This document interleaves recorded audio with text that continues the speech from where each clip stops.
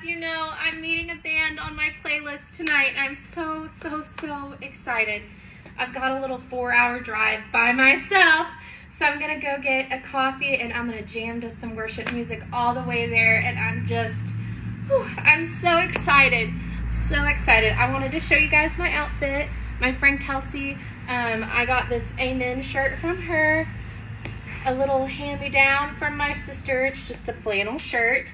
I ended up going with my distressed jeans and my Vans. This is only like the second time I've worn them so far, but I'm ready. I'm so excited. When I tell y'all that my playlist was the very thing that helped me save my life alongside Jesus, it really was. So I'm about to go meet them. I'm so excited. I am that excited. What do you guys think about my outfit? Okay, love y'all so much. I hope you have an amazing day. I've got to go get some coffee. We're running on coffee and the Lord today. Love y'all.